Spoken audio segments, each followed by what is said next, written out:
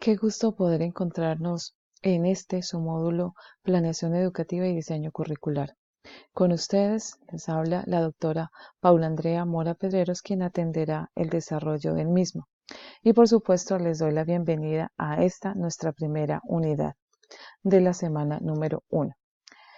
¿Cuáles son las metas que vamos a trabajar para esta primera semana? Nos enfatizaremos en 3 elementos, básicamente. 1. La comprensión de aquellos conceptos que tienen que ver con 2 definiciones importantes, currículo y planeación educativa. A partir de esa comprensión, ustedes estarán en la capacidad de identificar cada uno de esos elementos en el desarrollo de ejercicios prácticos. Y 3, esto puede ser posible, por supuesto, con su total disposición. Y ese espíritu que entre la creatividad y la innovación nos va a permitir a nosotros tener actividades mucho más interesantes y con un desarrollo propio desde los contextos que los acompañan a cada uno de ustedes. ¿Cuál es el tema que trabajaremos para esta primera semana? Nos vamos a conocer, vamos a indagar un poco qué sabemos, qué contextos nos referencian, qué elementos son importantes en la concepción de estos 2 elementos que acompañan el desarrollo del módulo, planeación educativa y diseño curricular. Por eso, ustedes pueden apreciar los 3 temas que serán foco importante en el desarrollo de la semana. Para que esta semana tenga sentido, pues las actividades son aquellas que nos referencian cómo nosotros lograr apropiar toda esa carga teórica.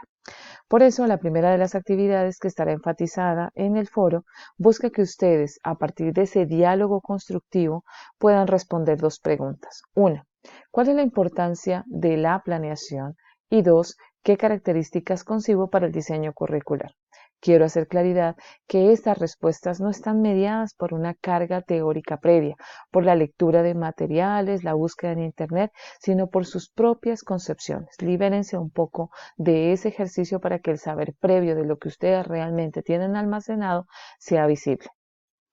En complemento a la actividad del foro, pues está la segunda actividad, que es la tarea. Vamos a trabajar una metodología basada en problemas. Esta metodología, que en su primera fase tiene que ver con la indagación, busca que ustedes hagan 2 elementos concretos. 1.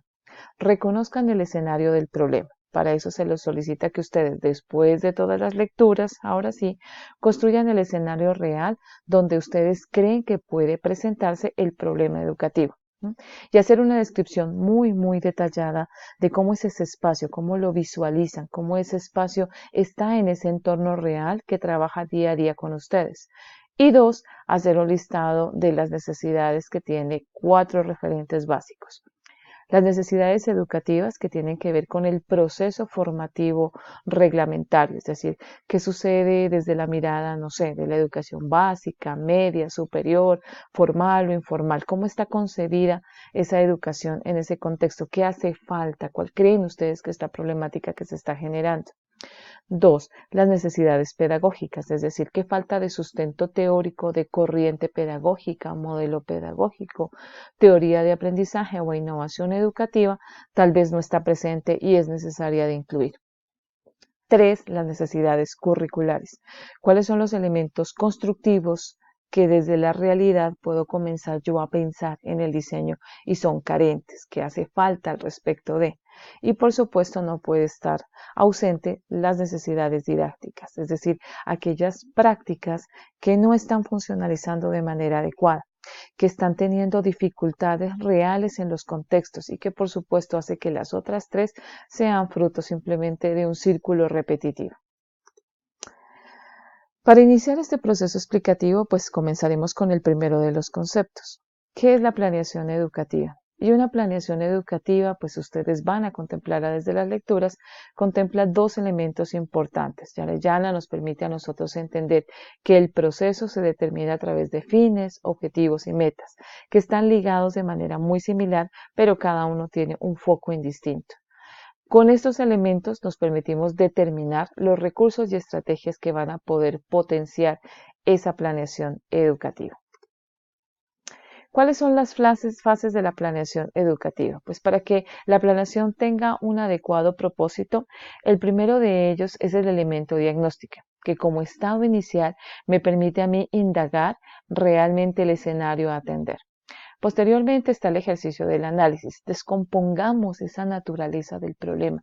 ¿Qué elementos puntuales realmente están siendo posibles de evidenciar que me dan cuenta a mí de la situación problemática? Cuando tengo ese espacio, puedo pasar al diseño de las opciones de acción. Y es aquí donde a partir de la metodología, a partir de distintas estrategias, puedo comenzar a buscar opciones o alternativas resolutivas a la naturaleza del problema, para que luego pueda pasar a la implantación. Es decir, qué estrategias puntuales me van a permitir llevar esas opciones, esas alternativas o actividades al plano real. Con todo lo anterior, pues es fundamental que siempre hagamos un ejercicio de iteración. Vamos y medimos, vamos y medimos. Así que la evaluación siempre será constante. Vamos haciendo un acto evaluativo que siempre es un proceso constructivo dentro de los procesos de avance de la planeación. ¿Qué implicaciones tiene la planeación educativa y cómo contribuye esto a las acciones futuras? Pues definitivamente lo que nosotros debemos concebir es que está la capacidad de visión fundamental para un doctor en educación. Esa persona que es capaz de definir un propósito, que es capaz de dar impacto desde la planeación, pero también que como arquitecto de ese diseño y de esa concepción previa y prospectiva, es capaz de delimitar los fines, las metas que van a permitir lograrlo. Así, realmente logramos nosotros la atención de una necesidad educativa, que es un poco la tarea que también acompaña esta semana. La planificación es un ejercicio que requiere rigurosidad. Y una rigurosidad que está dada no solamente desde los métodos, sino también desde los estándares o políticas que puedan existir, ese marco legal que da cuenta del proceso con el cual yo puedo administrar de manera adecuada. Cuando no existen estos elementos, pues muchos de los ejercicios de los sistemas pueden ser débiles. Y efectivamente, en este escenario, la debilidad del sistema ocasiona que los modelos no puedan ser realmente adecuados. De tal manera que, con el ejercicio y la adecuada organización de estos métodos y estándares, el sistema funciona de la manera adecuada y la metodología cumple su propósito. Es decir, en las organizaciones se pueden lograr las adecuaciones pertinentes. Este es el carácter instrumental de la planificación. Hay distintas generaciones. Esta planeación educativa ha tenido también un proceso histórico y un recorrido que lo ha ido clasificando Hunter y Banglet. Un recorrido que da cuenta de varias generaciones y una serie de elementos que la acompañan. Aquí tenemos la primera generación, una generación que tiene una programación un poco más por objetivos, más lineal, que se enfatiza en el cumplimiento de tiempos y en la ejecución o implementación. Su mayor debilidad es el económico, o sea, su propósito es meramente instrumental, la adquisición realmente de una visión económica, dejando de lado las tendencias psicológicas, humanistas y hasta la misma pedagógica. Pero esa es la primera naciente.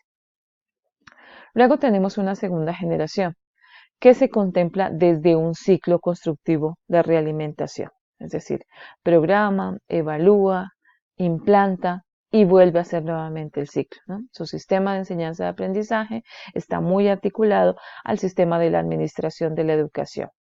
La implantación considera las políticas que orientan el proceso adecuado de la educación, los elementos que han sido útiles y que han tenido éxito a través de la eficiencia y, por supuesto, la realimentación continua desde el ambiente social. Así se mejora tanto el entorno interno como la relación con el entorno externo. Una tercera generación contempla el ejercicio más del diagnóstico, es decir, busca que el diagnóstico tenga realmente un contexto referencial, que esté vinculado a unas necesidades educativas, que fortalezca todos los procesos. Así analiza, diseña, implanta y nuevamente evalúa. Si se fijan, entre la segunda y tercera generación son muy pocos los elementos, tal vez el peso diagnóstico el que hace mayor énfasis. Aquí vemos otra de las propuestas de Díaz Barriga y Arcero que propone en la fase de la planeación educativa. desde el ejercicio diagnóstico, desde los referentes epistemológicos, desde los axiológicos, todos los elementos que tienen que ver con lo institucional, lo teleológico y con aquellos que son prospectivos, lo futurológico. Así, cada uno de los elementos que le acompañan permite que efectivamente la planeación pueda surtir de manera adecuada. Ligado al anterior está el concepto del diseño curricular.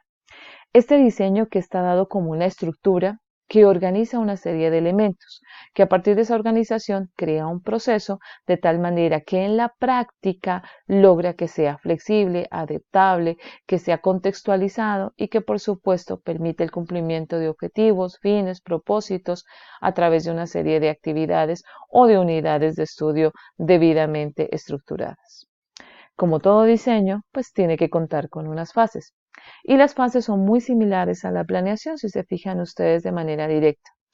La primera fase, que es el diagnóstico de las necesidades, pues da cuenta de ese escenario base del cual es punto de partida. Pero necesitamos visualizar el punto de llegada, esa meta que nos planteaba previamente la planeación. Y es conocer el perfil de egreso, cómo esperan que termine realmente el proceso formativo ese sujeto en el tránsito del ciclo de formación. Con eso se diseñan unas asignaturas, cursos, planes, currículos distintos al respecto de una serie de tareas y de actividades. Para ese desarrollo se crean las mallas curriculares, los mapas curriculares que se llaman hoy por hoy con mayor certeza y se crea el ciclo evaluativo final. Para que el proceso del diseño curricular sea completo, pues necesita que haya una propuesta que atienda muy bien el contexto social, que se diseñe un currículo que permita efectivamente describir lo que se va a estudiar, lo que se va a implementar, diseñar una secuencia didáctica, aplicar este currículo a través de una serie de instrumentos que permitan que se adquiera o se desarrolle el proceso formativo y finalmente evaluar la viabilidad, la congruencia, la secuencia, la implementación. La evaluación es creo que uno de los procesos más valiosos en el ejercicio de la planeación y el diseño. Aquí pueden apreciar algunas semejanzas y diferencias entre planeación educativa y diseño curricular, que seguramente serán muy útiles en el desarrollo y en la comprensión de la semana. Igualmente, vemos algunas fases que están planteadas para la planeación y para el diseño con grandes similitudes. Finalmente, podemos darnos cuenta que después de haber pasado esta semana, de hacer los ejercicios de lectura, podemos nosotros identificar los principales elementos teóricos y conceptuales que conllevan a la definición de planeación educativa y de diseño curricular. Realizar un análisis sobre cómo implementar esa planificación, cuál es el escenario donde realmente yo puedo hacer ese ejercicio. Y finalmente, valorar el empleo de la planificación educativa para lograr un adecuado diseño curricular. ¿Qué haremos la próxima semana? Vamos a ver la planificación como un momento de la estructura metódica, cómo son las formas de esa intervención en la planificación, qué fases o momentos van a permitir operacionalizar las tareas de planificación o programación y la relación entre planeación educativa, diseño curricular y competencias.